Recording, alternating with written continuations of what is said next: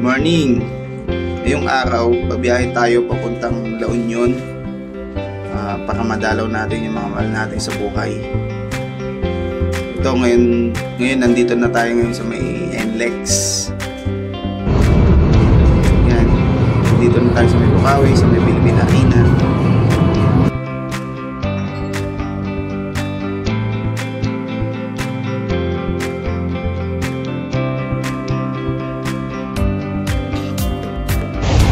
Namin dito sa may EasyTex Panilang Pampataklak. Yan, so ang lakas yung ulan. Wala ka makita talaga kasi easy siya. Kaya mabagal yung takbo natin.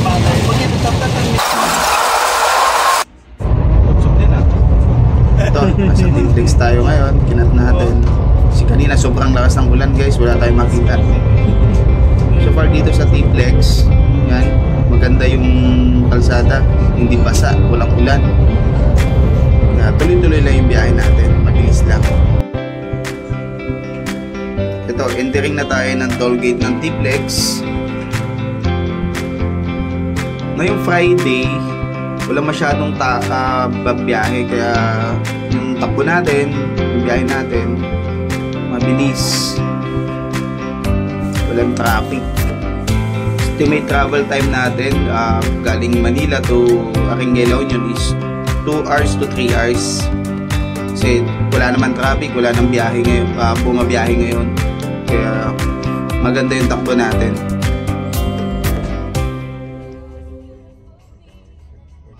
Hindi niya binabaasan.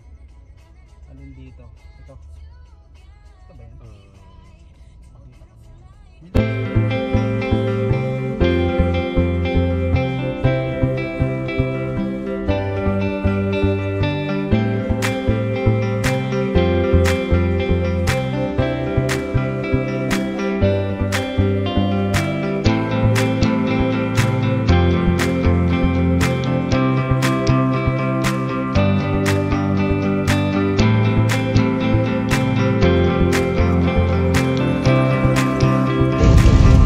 Paglabas natin dito sa Rosario, umulan na naman. Rosario exit. Guys, kung nakikita niyo, umulan siya. Kaya itong time na to, sabi ko, mukhang ulan hanggang doon sa pupuntahan namin ha. Hindi nabangat. Nakaalak ng sindig guys. Ito, ikot na tayo dito. Tokyo kami. Pag yan, pag kumaliwa ka dyan, papuntang Baguio, uwi na yan. Pag dito ka sa isang ikot na to, yan naman, papuntang La Union. Oo, grabe. Kaya hindi ang acid belt yun. Acid belt Oo, yan. kaya lang, hindi stable na doon tumadali. Yun guys, nandito na tayo sa Arengel La Union. Ito po yung town na dito po ako galing. Kaya masarap balikan kung saan ka nagmula.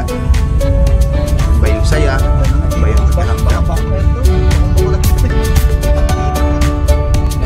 Matagal din tayo hindi nakabalik dito.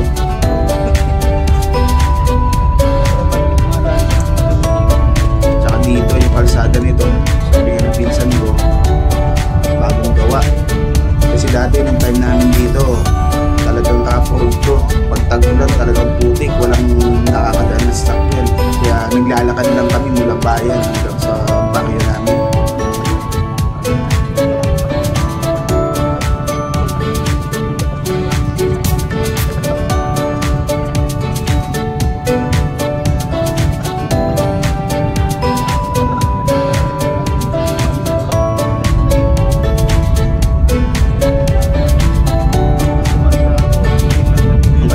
Dito si pinsan ko, si Marion, tsaka si Doc Janet, tsaka si Sean, yung anak ko. Dito sa lugar na to, ito yung palikon na to, dito pag tag-ulan nagla-landslide, tapos hindi pwede gawin. Sa ngayon ginawa na siyang highway.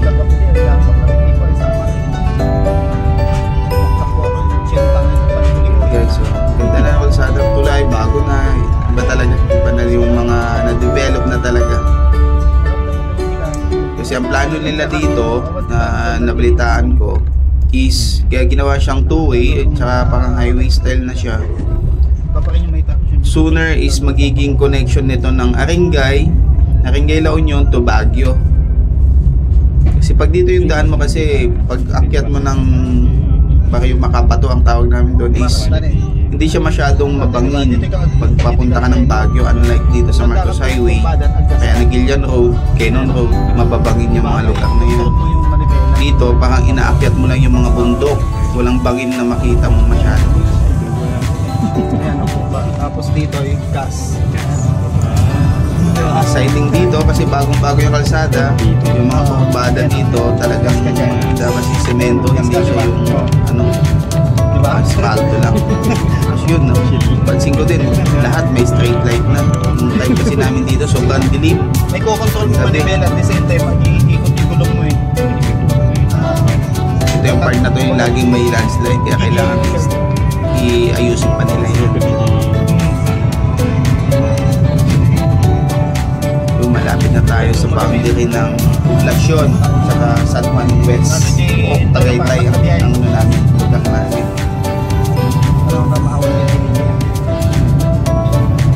City of Tagaytay.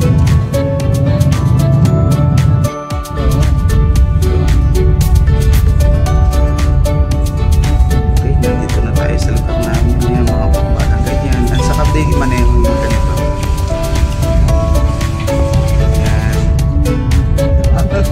Yun, nakikita ko na yung bahay ng pinsan ko. Yan, ano natin.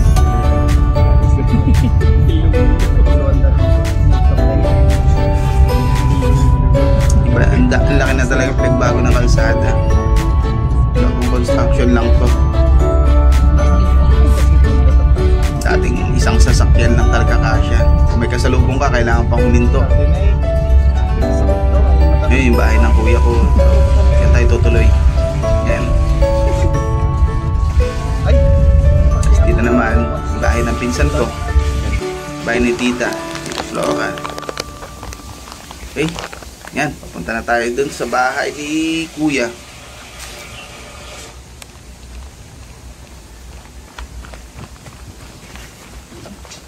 No, may lagay ng manok dito. Oh, dito yung tricycle nung ano, boyfriend ng pamangkin ko. Ayun yung pamangkin ko. Simpleng-simple lang talaga yung mga ano dito. Mga nakatira sa probinsya.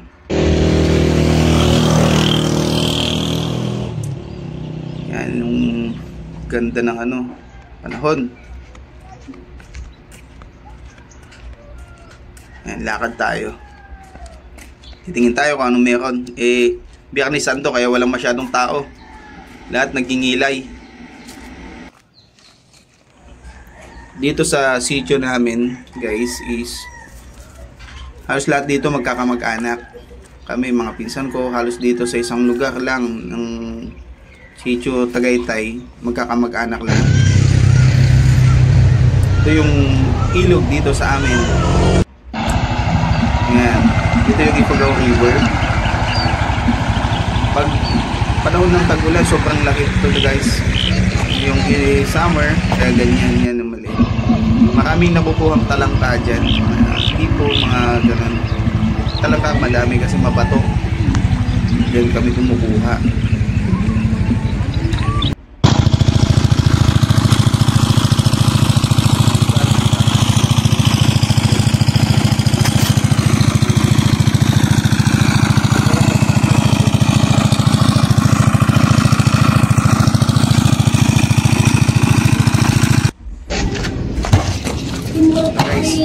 Wala tayong magawa, kaya na-miss ko to.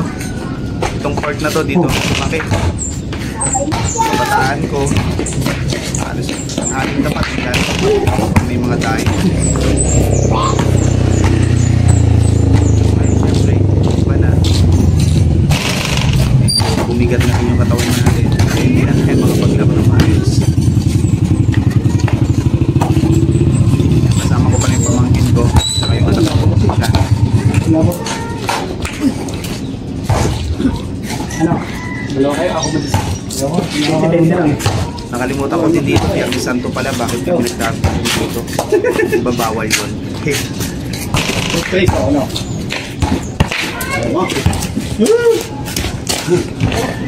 Manalo ka. Oh, miss. Okay, pantay ka. Ha? Pantay ka.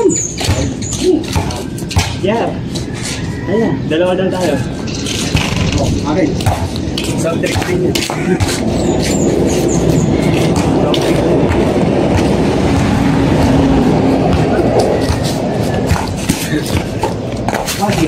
Ay!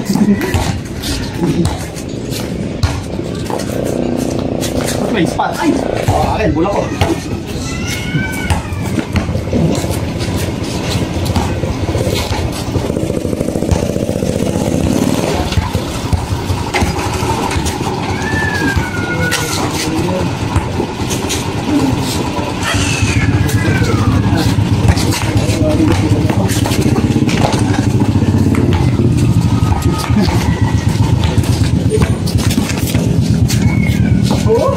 Wala.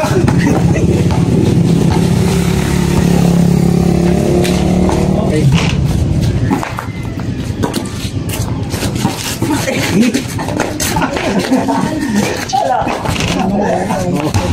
Patay.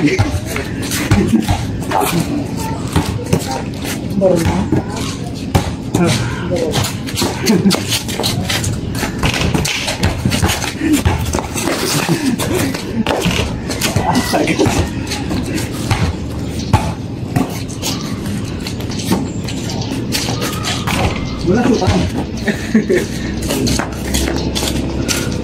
Dito. Bangan. Ano 1-0? Nakakit ako ah. 1-1.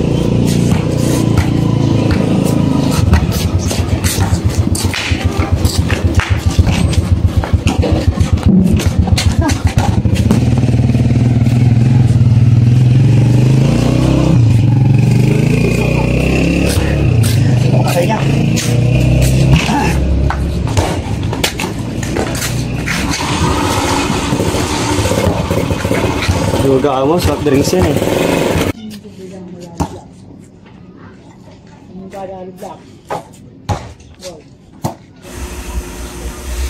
Yun, good morning guys. Time check is 6:30 AM. Pero madilim pa. Ayan, pasikat pa lang yung araw. Dito kasi pag 6:30 medyo madilim pa kasi nga natatakpan yung ng bundok yung araw. Kaya mga sikat ng araw dito mga 7:30 mga ganun.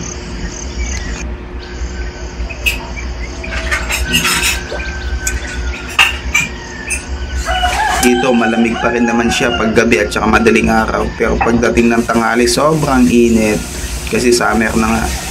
Ang malamig na month dito is mula December hanggang February. Ngayon naghahanda kami guys para puntahan yung iconic na Centennial Tower, Tunnel. Dito lang din malapit sa amin. Kumbaga ito ginawa nung panahon ng Amerikano.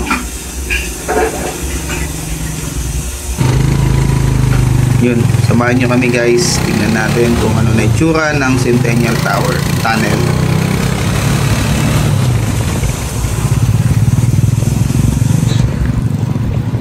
Yun, ang cameraman natin ngayon is si Sean. Siya muna yung take over ng car. Yung nga lang naglalaki yata ako. Ayan ah.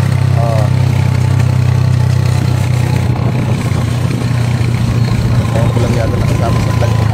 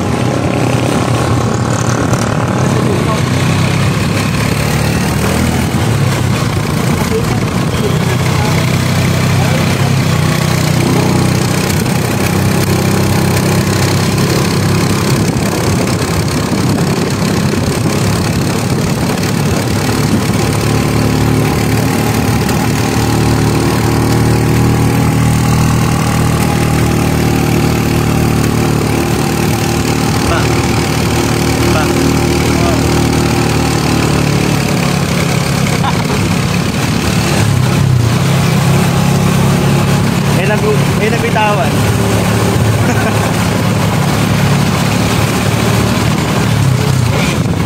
Yo.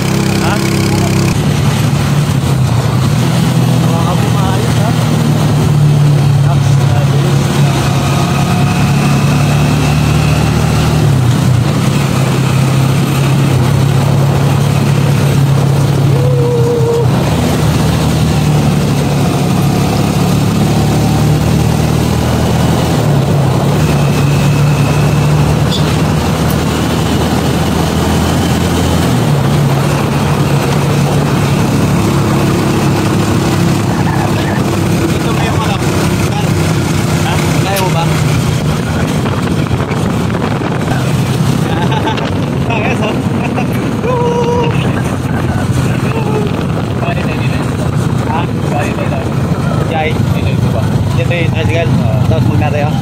Ayos. Nangato. Nangato. Ano marigato? Nimetibag na.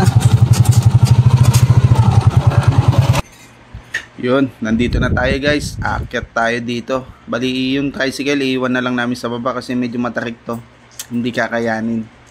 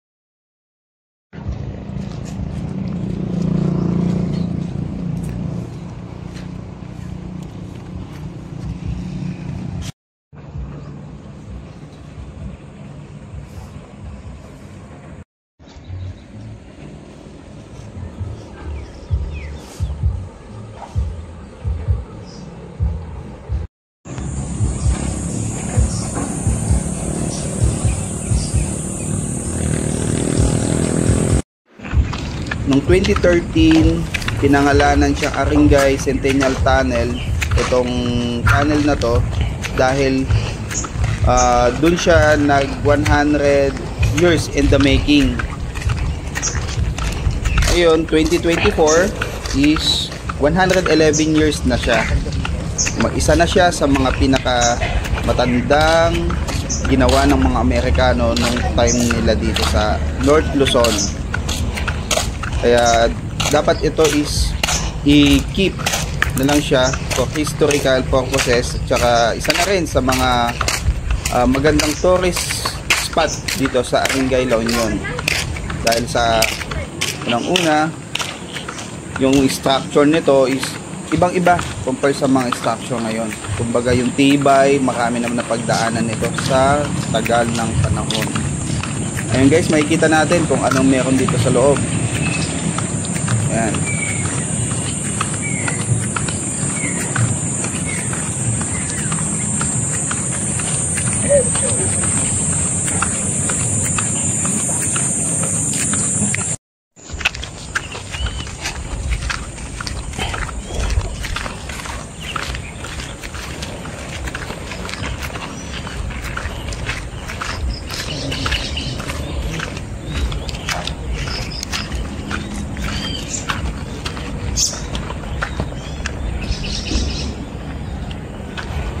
Ginawa ito noong 1913. Ayan yung sign niya sa ibabaw.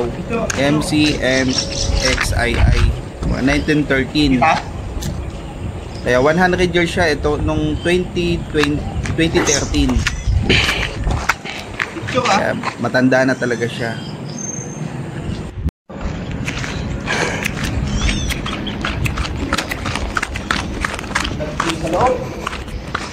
Lamig. Oh. Panahon ng Amerikano itong ginawa na ito. Kaya nakakaano na kasi may mga vandalism na siya. Dapat yung reserve ito. May ilaw yan. Ayan, padilim na. Pero malamig dito sa loob, oh. Pause mo kayo.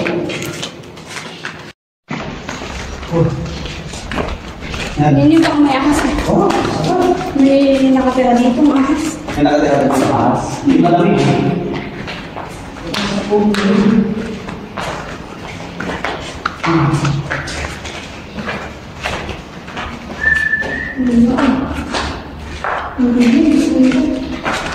Ito lusot pa hanggang doon sa kabila, kaya lang ito, nakasarado pa.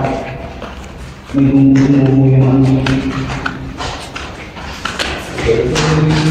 Ha? Paano mo?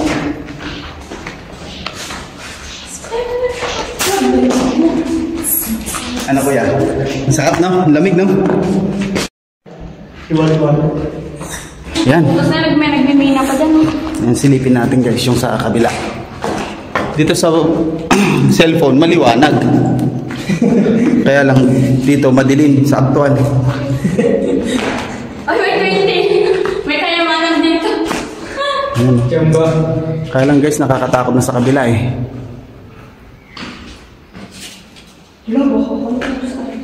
Yan. Ilaw tayo.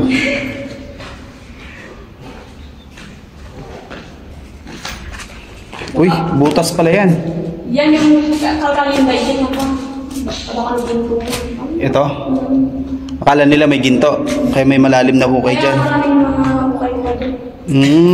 Kaya pala may mga ganito.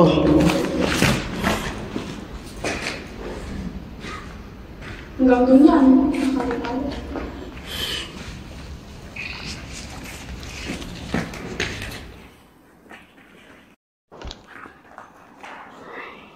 Uy, iba.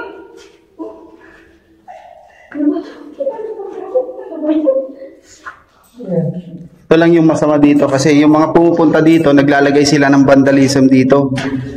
Dapat yung mga ganitong lugar, pipreserve to at hindi bababuyin. Dapat, kaya nga eh.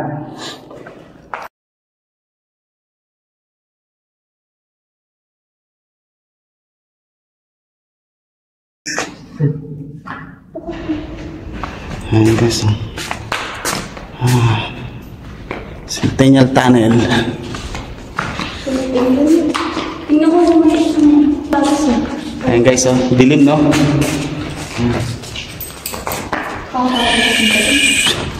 Malas na din eh. Uling narap yan.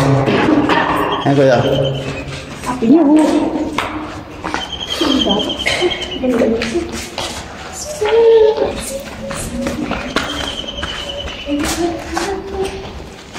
Saan mo ba tayo sa dulo? Wala na dun eh. Madilim eh.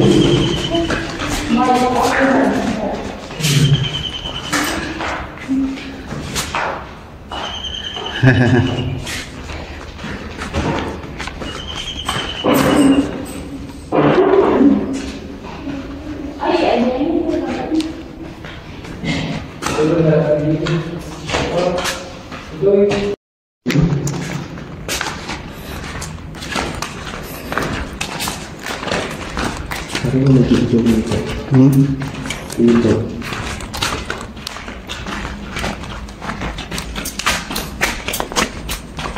Gone.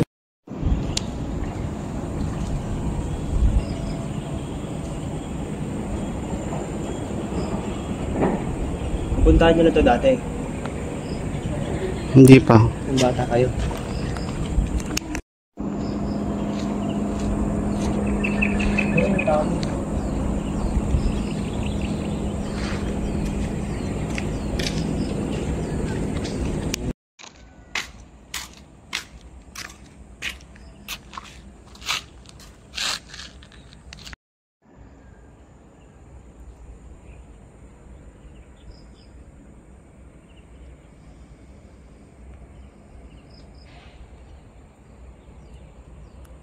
In-adjust mo yung Miss ko ni mama. Kanya, 1 hour ago mo. 7:19 pa tayo.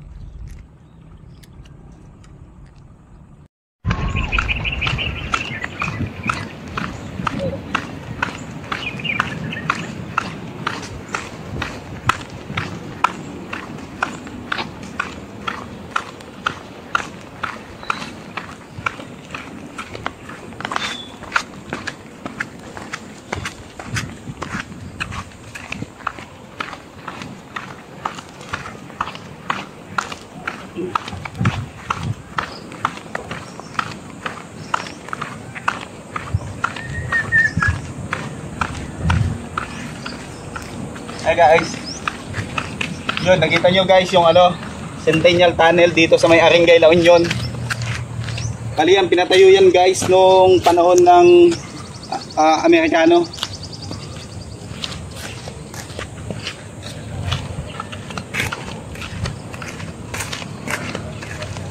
Bali yan lusot niyan sa kabilang baryo na ang lusot niyan. And guys, next natin pupuntahan, titignan natin kung paano manguha yung mga taga rito ng ng lamang ilog. Like yung mga dalag, tilapia, mga hipon. Yun, yung mga pinsan ko pala nandyan na, nagkukuha na sila. Kaya guys, punta natin.